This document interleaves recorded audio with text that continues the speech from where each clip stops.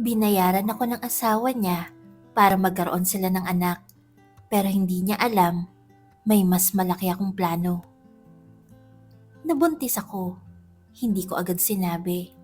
Hindi dahil gusto ko silang lokohin, kundi dahil sa unang pagkakataon sa buong buhay ko, may kontrol ako. Habang hawak ko ang pregnancy test sa loob ng maliit kong banyo, nanginginig ang dalawang malinaw na guhit, walang duda. Umupo ako sa sahig. Hindi ako umiyak. Hindi ako natuwa. Parang may switch na nag-click sa utak ko. Ngayon, ako ang may alas. 3 buwan ang agreement namin. Strict, may kontrata, may NDA, may monthly allowance bukod pa sa success fee kapag confirmed na ang pagbubuntis. Pero hindi nila alam ang isang bagay. Bago pa man nagsimula ang arrangement, nagpatingin ako sa ubi ko. May kondisyon ako. Hindi ako madaling mabuntis. Ibig sabihin, kung mabuntis man ako, maliit ang posibilidad na mawala agad. Hindi ako incubator na basta-basta papalitan. I was an investment. At ngayon, successful ang investment. Pero kanino? Una kong kinausap si Daniel, hindi si Ma'am Veronica. Pinapunta ko siya sa kondo na nirentahan nila para sa akin. Pagpasok niya, halatang kinakabahan. May problema ba? Tanong niya agad. Inabot ko sa kanyang envelope. Nasa loob ang ultrasound result. Tahimik niyang binuksan. Nang makita niyang larawan, napaupo siya. Buntis ka? Mahina niyang sabi. Tumango ako. Hindi ko alam kung anong emosyon ang nasa mukha niya. Hindi saya, hindi rin takot. Parang relief na may halong guilt. Congratulations, sabi ko, pilit na ngumiti. Hindi ko alam kung matutuwa ako, sagot niya. Doon ko sinabi ang totoo. Daniel, may kailangan kang malaman. Tumingin siya sa akin. Hindi si Ma'am ang may problema. Nanigas siya. Alam ko, dagdag ko. Nakita ko ang medical file mo. Bilang private nurse, may access ako sa ilang dokumento. Hindi ko sinadya noon, pero nang makita kong pangalan niya sa isang lab result, tag-usisa ako. Low motility, complications. Napatingin siya sa malayo. Alam ko, bulong niya, pero hindi niya kayang tanggapin. Hindi, sagot ko. Ikaw ang hindi kayang tanggapin. Tahimik. Masakit ang katotohanan. Paano nangyari to? Tanong niya. Diretso ko siyang tinitigan. May isang beses na hindi tayo sumunod sa schedule. Naalala niya. Yung gabing hindi planado. Yung gabing hindi tungkol sa kontrata. Yung gabing umiyak siya pagkatapos. Yung gabing sinabi niyang pagod na siyang maging perpektong asawa sa isang babaeng hindi siya mahal kundi ang apelyido niya. Hindi ko siya inalo noon. Nakinig lang ako. At sa gabing iyon, hindi ito klinikal. Hindi ito transaksyon. 2 tao lang na parehong pagod. Sa tingin mo, akin yan? Tanong niya. Nanginginig ang boses. Hindi ko alam. Sagot ko ng tapat. At doon, pumasok ang tunay kong plano. Hindi ko balak sirain ang pamilya nila. Hindi ko balak agawin si Daniel. Pero ayokong maging disposable. Kung sakaling hindi siyang ama, ako ang magdidesisyon kung malalaman ba ni Veronica. Kung sakaling siya nga, mas lalo akong may kapangyarihan. Ilang araw akong hindi nagpakita sa kanila. Pinahintay ko sila hanggang sa tumawag si Ma'am Veronica. Eliza, may progress ba? Kalmado ang boses niya. Parang nagtatanong lang kung kamusta ang investment portfolio niya. Ma'am, buntis po ako. Tahimik. Pagkatapos marahan siyang tumawa. I knew it. Walang kamusta, walang okay ka ba? Diretso agad. Kailan tayo mag-uusap tungkol sa legal papers? Legal papers. Parang produkto. Parang hindi dugo at laman ang pinag-uusapan. Ma'am, sabi ko, may kondisyon po ako. Doon nag-iba ang tono niya. Ano yun? Gusto kong siguraduhin na protektado ako, hindi lang financially. Magkano pang gusto mo? Malamig niyang tanong. Hindi ko napigilang matawa. Hindi po pera. Tahimik siya.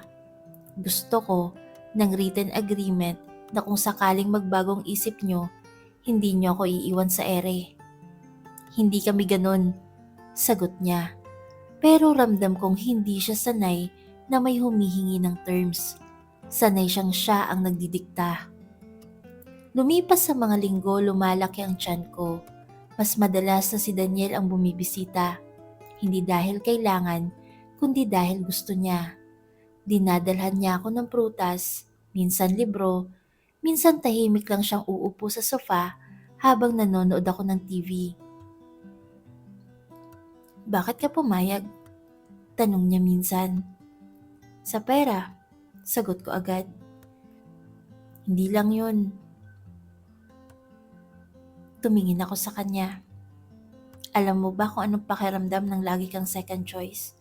Tanong ko. Hindi siya sumagot. Kahit sa pamilya ko, ako yung tahimik. Ako yung hindi napapansin. Ako yung walang naghahanap. Hindi totoo yan, sabi niya. Pero ikaw ang pinili niya. Dagdag ko. Hindi dahil mahalaga ako, kundi dahil convenient ako. Tahimik siya. Ngayon, sabi ko, hinawakan ng tiyan ko.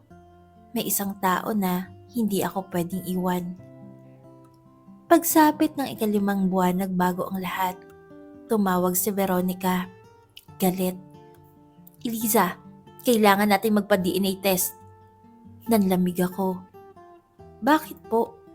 May nakita akong medical record. Siguro may leak, siguro may nagtanong, siguro may nagsumbong. Hindi ako baog. Malamig niyang sabi. Si Daniel. Tahimik ako. Kung hindi siyang ama, sino?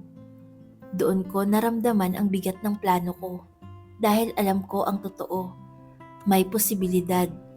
Hindi lang sa isang naging intimate ko sa panahong iyon. Bago pang arrangement, may nakilala ko. Isang doktor sa kabilang wing. Isang gabing kahinaan, isang pagkakamali. At hindi ko alam kung sino talaga.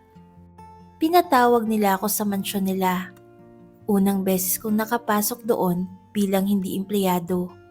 Malaking sala, malamig na marble floor, at sa gitna, silang dalawa.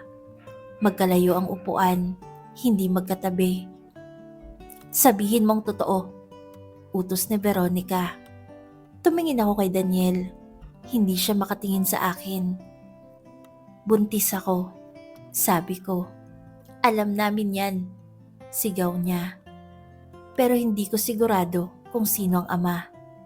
Parang bumagsak ang mundo sa loob ng bahay na yun.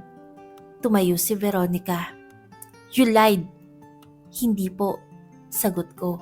Hindi ninyo tinanong. Galit, sigaw, banta ng demanda, paglabag sa kontrata. Pero may isang bagay silang hindi naisip. Walang clause tungkol sa exclusivity. Walang nakasaad na bawal ako magkaroon ng ibang relasyon dahil sigurado sila sa kontrol at doon sila nagkamali. Pag-uwi ko nanginginig ako. Hindi ko inaasahan na sasabog ng ganun. Pero sa loob-loob ko, gumaan. Dahil sa wakas, hindi na ako tahimik. Hindi na ako sunod lang. Ilang araw ang lumipas bago ako tinawagan ni Daniel. Eliza, umalis na si Veronica. Anong ibig mong sabihin? Lumipad siyang papuntang Europe. Kailangan daw niya ng space. Tahimik ako. At ikaw? Tanong ko. Nandito lang. Pagod ang boses niya. Eliza, kahit ano pang resulta ng DNA test, gusto ko maging parte ng buhay ng bata. Napapikit ako. Bakit? Kasi sa unang pagkakataon, May posibilidad na may taong hindi ako mamahalin dahil sa pera ko o sa apelyido ko, kundi dahil ako ang tatay. Tumulo ang luha ko, hindi dahil sa kanya, kundi dahil sa batang nasa loob ko na hindi produkto, hindi investment, kundi buhay. Dumating ang araw ng panganganak. Wala si Veronica. Si Daniel ang nasa labas ng delivery room. At nang marinig ko ang unang iyak, alam kong kahit anong mangyari, hindi na ako pareho. Paglabas ko, hawak ko ang baby. Lalaki, malusog. Lumapit si Daniel. Nanginginig ang kamay niya. "Kamukha mo," sabi ko. Hindi ko alam kung totoo, pero sa sandaling iyon, gusto kong maniwala. Lumabas ang resulta ng DNA makalipas ang 2 linggo. Sa isang sealed envelope, nasa kondo kami, tahimik. Binuksan niya, binasa, tumingin sa akin, at tumango. Akin. Hindi ako nagsalita. Hindi ko alam kung dapat ba akong matuwa o matakot. "Anong plano mo?" tanong niya. Ngumiti ako. Hindi ako magpapabayad para ibigay siya. Nagulat siya.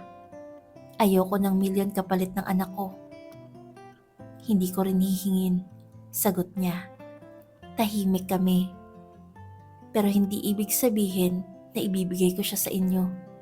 Dagdag ko. "Gusto ko ng co-parenting. Legal, malinis, walang tinatago." "At si Veronica?" Huminga siya ng malalim. Panahon na para harapin namin ang katotohanan. Makalipas ang ilang buwan, tuluyan silang naghiwalay. Hindi dahil sa akin, kundi dahil sa mga bagay na matagal nang sira.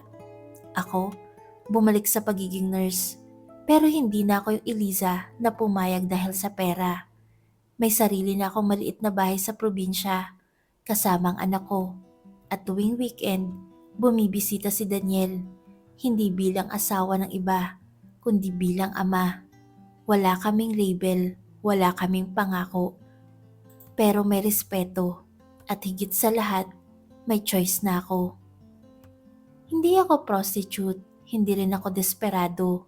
Isa lang akong babaeng minsang piniling maging bahagi ng isang kasunduan.